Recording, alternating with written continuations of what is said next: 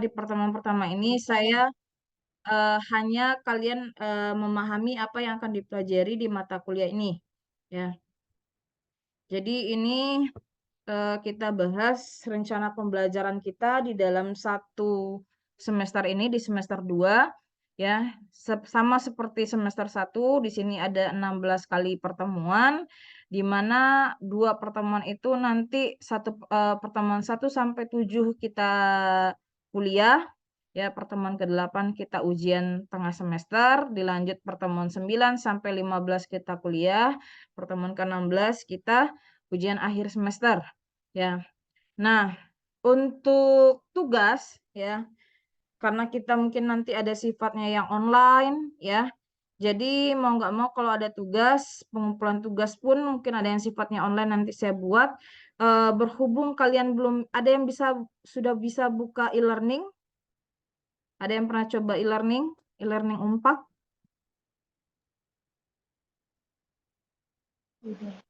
Udah, Bu. Belum ada. Semester 1 kami udah, Bu. Oh, sudah ada Udah, bisa Bu. buka e-learning Unpad? Udah, Bu. Sudah ya. Nah, berarti kita tinggal nunggu dari admin yang di Unpad ketika nanti e-learningnya dibuat sama Unpad, di situ ada mata kuliah. Kan belum mata kuliahnya belum masuk, ya. Mata kuliahnya belum masuk, tapi kalau kalian bisa nyari di situ langsung cari, ya, masuk ke mata kuliah yang mata kuliahnya apa, dosennya siapa, ya. Kalau nggak salah harus disiapkan sama admin Unpad dulu. Nah, untuk nilai, ya saya bahas nilai. Nilai ini saya akan mengambil dari tugas, ya. Jadi nanti ada tugas, ya, entah itu bersifat tertulis atau mungkin bersifat kasus, ya. Jadi ada kasus karena ini praktek ya sebenarnya yang kita belajar ini. Jadi mungkin nanti sifatnya itu seperti di scan ya, foto, scan, PDF, kirim ya. Jadi perlu ya harusnya udah bisa lah untuk membuat foto, jadikan satu file PDF ya, kemudian dikirim. Kemudian nilai saya ambil dari kehadiran ya. Jadi kalian ini kan masih semester 2 ya. Jadi semester 2 ini diharapkan aktif ya. Saya tahu ini kelas malam ya, kelas malam ini kelas yang bekerja, tapi diusahakan aktif kalaupun ketinggalan dicari tahu apa materi yang dipelajari ya. Apa materi yang dipelajari dan belajarlah dengan teman yang kalian kenal karena nggak bisa masuk ke kelas ya. Ini yang kelas malam yang nggak bisa masuk. Kenapa? Karena untuk mata kuliah ini tidak seperti mata kuliah manajemen ya. Ibaratnya satu pertemuan ini topik A, pertemuan berikutnya topik B. Bisa saja di manajemen itu topiknya nggak saling berhubungan ya. Berbeda dengan akuntansi. Ya, apalagi yang membahas masih tentang basicnya akuntansi, siklus akuntansi. Ya, dia berkesinambungan. Ya, berkesinambungan ini bagaimana? Hari ini belajar jurnal umum, minggu depan belajar buku besar.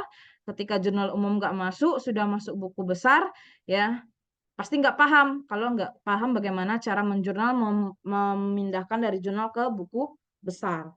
Ya, jadi maksud saya ketika emang nggak bisa hadir, itu usahakan ya belajar ya mandiri.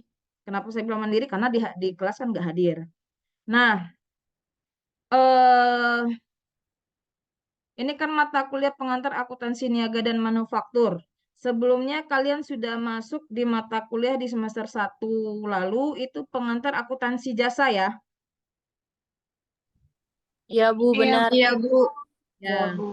Nah, ini nggak beda jauh dengan pengantar akuntansi jasa. Kok nggak beda jauh? Karena yang dipelajari di sini tetap siklus akuntansi.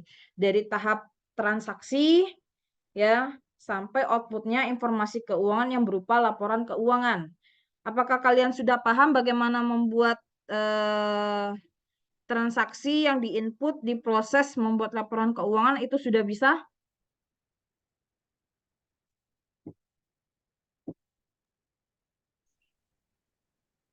Oh, diam ini. Hening ya. Kalau hening ini antara bisa nggak ya ragu-ragu atau emang nggak bisa? Bingung pula saya jawab. ininya, menerjemahkannya. Udah bisa belum? Ini ada dokumen transaksi. Kalian diarahkan coba dokumen-dokumen transaksi ini dijadikan sebuah informasi keuangan. Ini dokumennya 1 bulan. Nah, kalian proses tuh, ya. Nah, karena kita belajar ini pengantar, ya namanya pengantar ini basic umumnya. Ya, basic umum ini yang standar umumnya atau ini pemahaman umum yang nanti bisa lebih detail, lebih dalam lagi untuk di akuntansi keuangan menengah, ya. Jadi ada yang lebih dalam akuntansi itu, tapi ini yang basic umumnya, ya. Jadi saya tahu ini backgroundnya pasti SMA kalian ini berbagai macam, ya backgroundnya, ya makanya kita belajar lagi dari basic, tapi basic ini sudah kalian dapat di semester 1 ya, sudah dapat ketika di semester 1.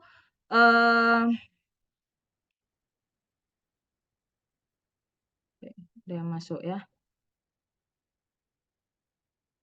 Oke, kalian sudah belajar di semester 1, jadi ini udah terrecord belum? Oke. Jadi ini sebenarnya hanya membuat lagi siklus, tapi dengan contoh perusahaan yang berbeda. Jadi emang kalau kalian belajar di semester 1, itu kalian seharusnya udah dapat pemahaman jenis perusahaan yang kalian ketahui itu 3, iya kan? Yang secara basic, secara garis besar jenis perusahaan itu dibagi 3. Perusahaan jasa, ya ini dilihat dari segi yang dijual, dari segi yang mereka jual. Karena tujuan perusahaan itu mencari laba. Bagaimana mereka mencari laba? Berarti ada yang dijual. Ya, ada yang dijual itu secara garis besar dibagi 3, itulah jual jasa, namanya perusahaan jasa, perusahaan yang jual barang, ya, tanpa melalui barangnya tanpa diolah kembali, namanya perusahaan dagang, kemudian perusahaan manufaktur atau perusahaan industri, di mana perusahaan itu menjual barang, di mana barang itu sebelum dijual diolah terlebih dahulu, setelah diolah baru dijual, ya. Nah, ketika kalian masuk ke perusahaan jasa, itu kalian sudah paham siklusnya. Karena untuk siklus semua perusahaan itu sama siklusnya, ya. Jadi untuk siklus akuntansi itu ada inputnya, ada prosesnya, ada outputnya, ya. Secara garis besar ya, inputnya itu bukti-bukti transaksi, ya, dokumen-dokumen transaksi, masuk ke dalam proses. Proses itu dimulai dari jurnal, ya, udah dicatat di dalam jurnal, diposting ke buku besar. Kalau buku besarnya itu di akun itu banyak terjadi transaksi, ditambahkan ada buku besar pembantu, ya. Kemudian dari buku besar dibuat neraca saldo, ya. Seluruh akun muncul dari kas sampai beban itu muncul di neraca saldo. Ya, seluruh akun yang ada di buku besar masuk di dalam satu neraca saldo.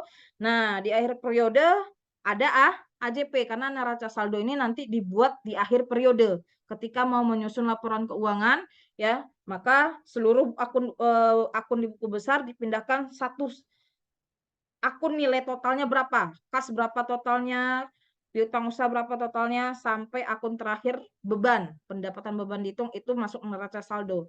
Nah, dari neraca saldo di akhir periode harus disesuaikan nilai yang terjadi di dalam perusahaan, ya. Nah, di dalam perusahaan itu bisa saja biaya yang belum terhitung, misalnya beban gaji karyawan itu belum keluar, padahal itu akan menjadi beban pada bulan tersebut. Nah, itu harus disesuaikan, ada beban gaji tapi karena belum dibayar jadi hutang gaji, ya. Intinya ketika akhir periode akan disesuaikan, di-adjust apa yang perlu disesuaikan nilai-nilai tersebut, mana yang harus menjadi biaya yang belum diakui, mana yang harus menjadi pendapatan yang belum diakui, ya. Atau pendapatan diterima, beban dibayar di muka yang sudah menjadi beban, ya, atau adanya pendapatan diterima di muka, ya. Nah, itu disesuaikan. Nanti kita akan belajar satu persatu siklus contoh dari transaksi masing-masing.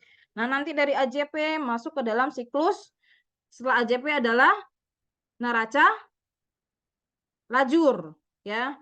Nah, istilah neraca lajur, istilah lainnya itu adalah neraca 10 kolom, ya.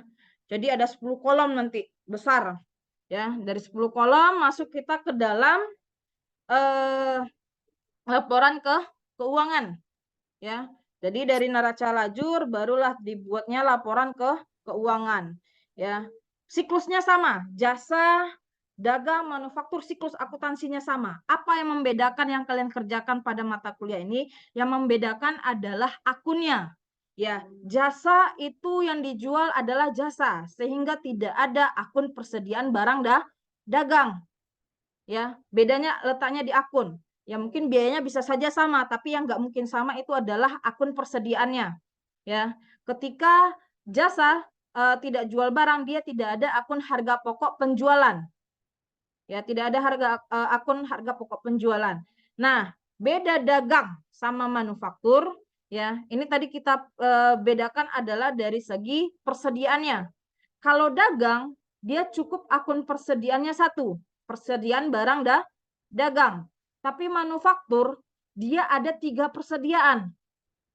Kok bisa ada 3 persediaan? Karena manufaktur, bedanya dengan dagang adalah manufaktur membeli barang, diolah, jadi barang jadi, baru dijual. Sehingga dia ada 3 persediaan. Persediaan pertama ketika dia dibeli menjadi persediaan bahan mentah. Ya, ketika bahan mentah itu masuk ke dalam proses, ya, mungkin nggak semua bahan mentah masuk, setengah bahan mentah masuk. Nah, maka bahan mentah berkurang, persediaan bahan mentah berkurang, persediaan barang dalam proses bertambah. Ya, masuk ke proses berapa?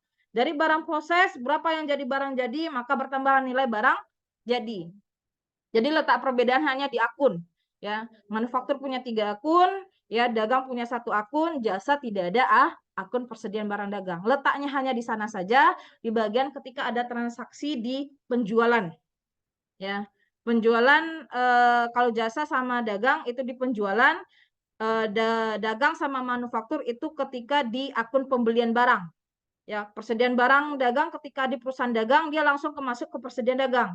Tapi kalau manufaktur dia masuk dulu ke persediaan bahan, ketika proses persediaan barang dalam proses, ketika jadi barang jadi masuk ke persediaan jadi.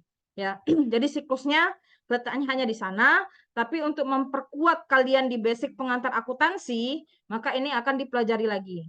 Nah, ini sebenarnya bagusnya ini kita adalah offline. Ya, karena kita langsung praktek kasus, ya mungkin ada beberapa metode, metode yang kita perdalam, satu-satu metode untuk mencatat ini ada berbagai macam metode, ya, menambah ilmu.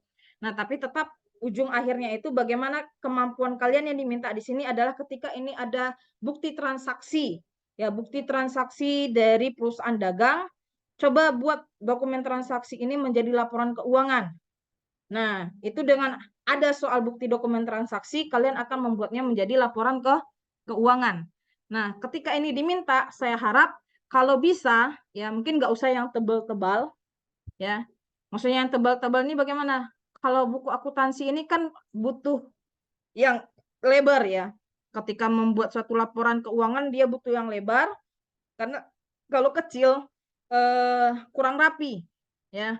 Kalau emang ini kalian niat di sini adalah mau jadi akuntan, ya ini juga mendidik kalian bagaimana membuat suatu pencatatan pembukuan yang rapi. Karena walaupun sekarang IT udah canggih, ya, walaupun ini IT udah canggih, kalian di yang tempat bekerja sekarang tak lepas juga dari pencatatan. Ada memo mungkin yang dicatat di dalam satu buku, ya. Tapi ini melatih kerapian, kebersihan kalian dalam pembukuan, ya. Jadi mungkin juga siapkan satu buku, apa nama bukunya itu ya? Double folio ya. Tapi bukan kertas ya, buku buku besar ya. Buku besar, buku kayak double folio isinya. Itu kalau bisa disiapkan, ya. Nah, ya yang coba diangkat Asti. Tadi Asti saya lihat. Ya, buku Iya, besar Bu. seperti ini, ya. Nah, tapi nggak usah yang tebal-tebal kali ya, biar nggak terlalu menyusahkan kalian karena nggak banyak yang akan kita bahas ya, biar nggak berat gitu maksud saya. Nah, untuk referensi itu ketika kalian di pengantar akuntansi jasa ada buku yang disuruh beli.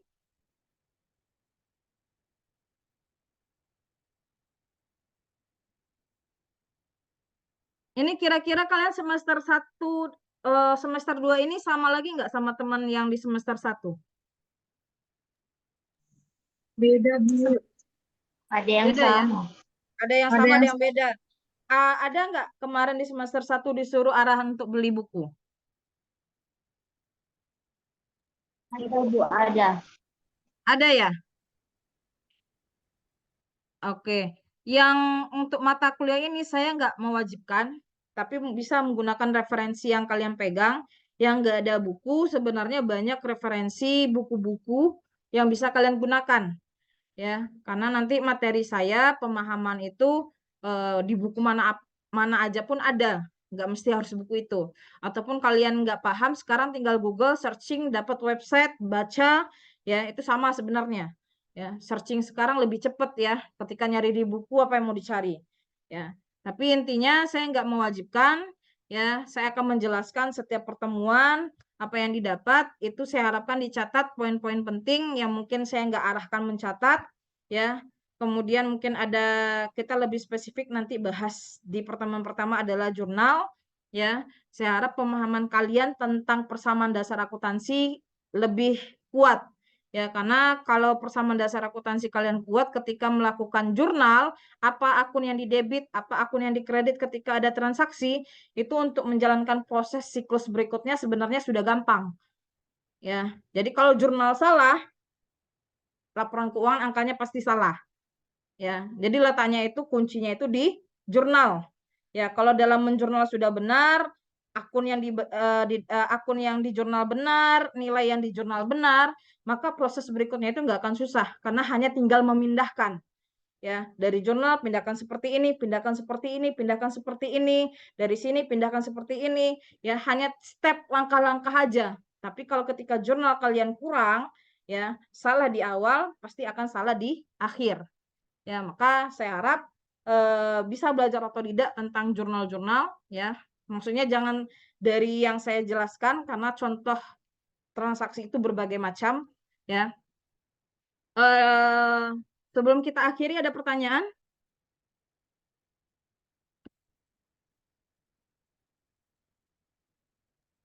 Lamtiur mau bertanya, Bu.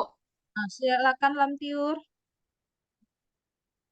Misalnya ini kan Bu ngasih tugas nih, pas pulang saya terlambat itu bisa diterima lagi nggak gitu pengumpulannya? Yang terlambat apanya?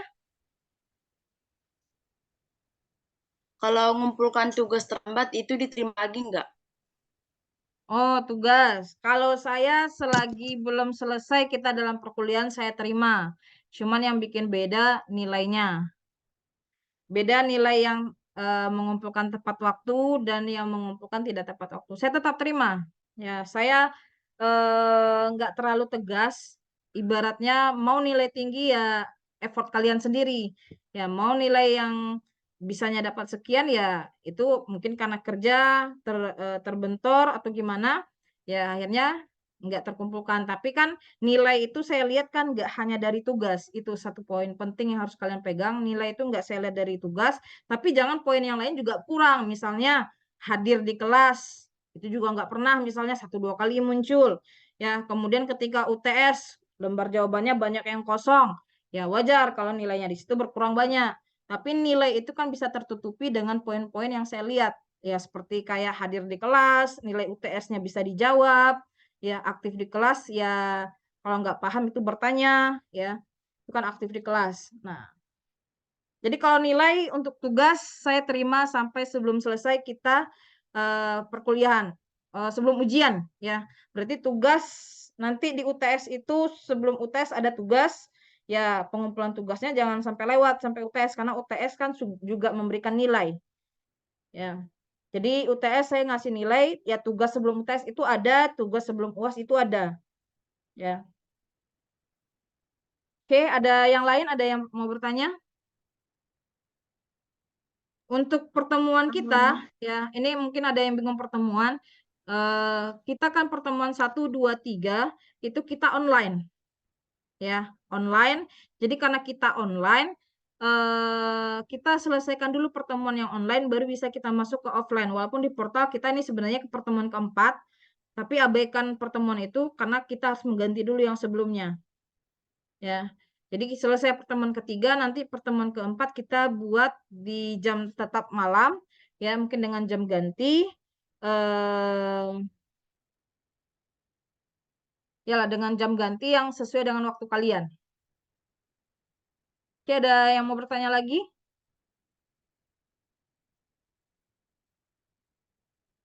Nggak ada? Tidak ada, Bu. Nggak ada ya. Yang baru masuk tadi siapa? Tadi ada yang baru masuk ya?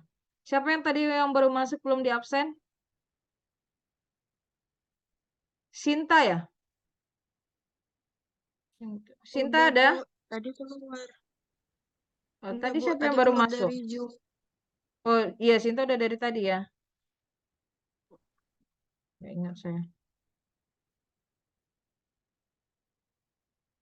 Oke, karena e-learning kita belum ada, ini RPS-nya nanti akan saya kirim ke e-learning kita belum bisa dipakai ya. Saya udah cek e-learning kita belum bisa dipakai. Karena belum bisa dipakai, mungkin saya kirim aja di WA ya. Toh ini kan hanya RPS ya. Jadi saya kirim RPS ini ke WA juga topik-topik pembahasan yang akan kita pelajari untuk satu perkuliahan ini, satu semester ini. Oke, kalau nggak ada, eh, saya harap kalian belajar sebelum masuk perkuliahan.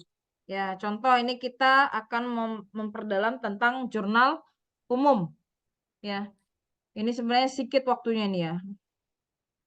Ini kalau pertemuan ini saya lihat nanti saya akan istilah-istilah akuntansi kalian sudah tahu.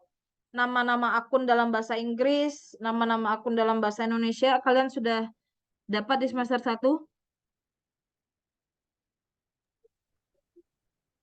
Sedikit. Sudah? Kurang tahu. Ya, jadi kalau bisa, ya ini kalau bisa, karena toh kita juga standar akuntansi kita itu ngambil dari negara luar, ya, dari Amerika, ya, kemudian menjadi standar dari British, ya, menjadi standar IFRS. Nah itu kan bahasa Inggris. Nah bahasa Inggris itu ditranslate jadi bahasa Indonesia. Jadi emang selayaknya kita juga paham apa nama akun-akun ya, nama akun-akun yang dalam bahasa Inggrisnya dan dalam bahasa Indonesia. Ya, nanti akan saya kasih list. Saya harap kalian pindahkan itu ke catatan kalian, nama-nama akun. Ya, untuk pertemuan ini nanti akan saya share nama-nama akun. Oke, nggak ada pertanyaan ya. Ini Ibu, kita gunakan aja fungsi WA ya untuk share materi, share RPS. Ibu, Ya, silakan Mila. Bu, tadi udah absen belum ya, Bu? Soalnya ada tadi Mila udah masuk ke Zoom.